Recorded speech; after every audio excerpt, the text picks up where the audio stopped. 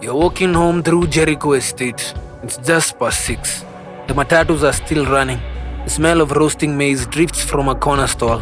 And somewhere behind you, a man is watching the streets the way a hunter watches a trail.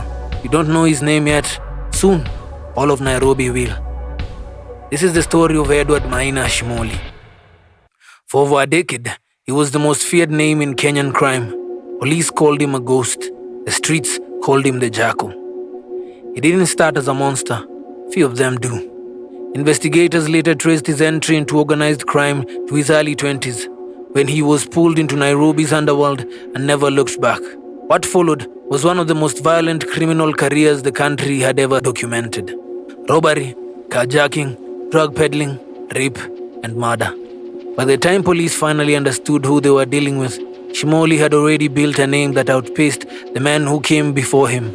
Men like Bernard Matheri, known as Rasta, and Anthony Kanagi, known as Washoshu. Shimoli didn't just match their reputation. According to multiple accounts from Kenyan crime reporting, he surpassed it. How does one man become that dangerous? Let's go back to the beginning. Shimoli operated under a web of false identities.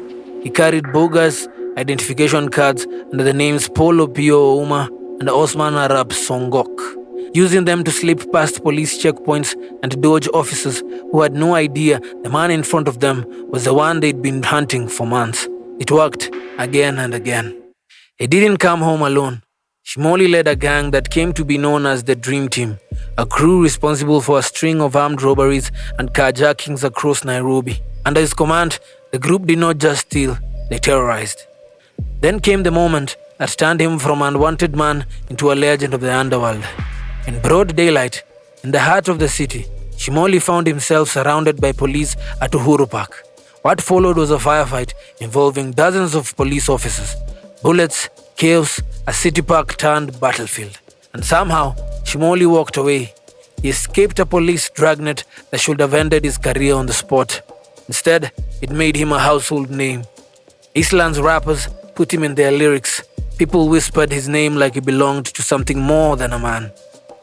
But the violence behind the legend was real and it was staggering. According to his own confessions, later reported across Kenyan media, Shimoli admitted to killing 14 people. He confessed to raping at least 88 women. 88. Behind every one of those numbers was a person whose life was never the same or whose life ended entirely. Can a single man really be responsible for that much devastation? Investigators at the time struggled with the same question, but the pattern was consistent. The confessions lined up with unsolved cases, the pieces fit. Eventually, the net closed.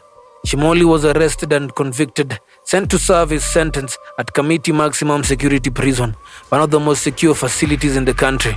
For a time, it looked like the reign of the Jackal was over. It wasn't that simple. Shimoli became known as a serial escapee, breaking out of custody on more than one occasion during his years as a wanted man. Always resurfacing, always evading capture until the next arrest caught up with him. Even behind Kamiti's walls, his reputation as someone who could not be contained followed him. And in a moment that shocked even those familiar with his record, he escaped custody at one point and tracked down his own brother-in-law at a hotel in Jericho. He dragged him out and killed him with a machete. Family was not off limits. Nothing was. So when Shimoli finally walked free after serving his prison term, Nairobi held its breath. He gave an interview to KTN outside the gates of Kamiti. Cameras rolling. The man once responsible for a firefight with dozens of police officers spoke calmly about what he knew. He said he understood the country's security system in ways few others did. He said one day he will tell his full story. Then he said something else. He said his life was in danger. What happened next surprised almost everyone who had followed his story. Shimoli converted to Islam. He took a new name, Muhammad Shaban Maina. He stepped away, publicly at least. From the underworld that had defined him, he entered the taxi industry, driving passengers through the same city he had once terrorized, trying, it seemed, to build something ordinary out of what remained of his life. And then, quietly, he disappeared. For a while, no one knew where he had gone. No headlines, no sightings, just silence where a legend used to be. The silence ended along Kangundo Road. His body was discovered there, hands bound, bearing signs of torture. He had been shot 10 times. The man who had survived a police firefight at Uhuru Park, who had escaped Kamiti Maximum Security Prison, who had evaded capture for years while confessing to some of the worst crimes in the country's criminal history, was dead.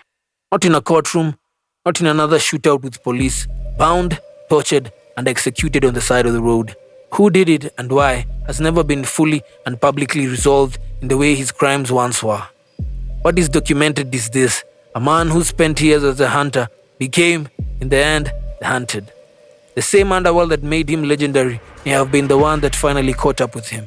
There is a strange and comfortable symmetry to it. Shimoli spent his life taking things from people who never saw it coming. A safe walk home, a sense of security, in some cases, everything. And when his own end came, it arrived the same way, without warning, without mercy, along a road in the city he once ruled through fear. His story didn't end with him either. Years later, reporting emerged about a young man in Jericho, barely out of his teens, being called dangerous, like his father.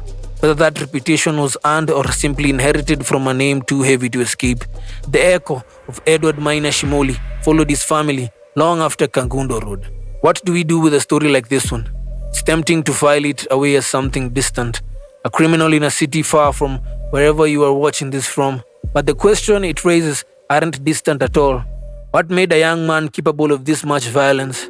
How did he move through a major city for so long, adopting new names, evading capture, while so many people paid the price? And when the system finally seemed to close the book on him, why did his ending look just as lawless as his life?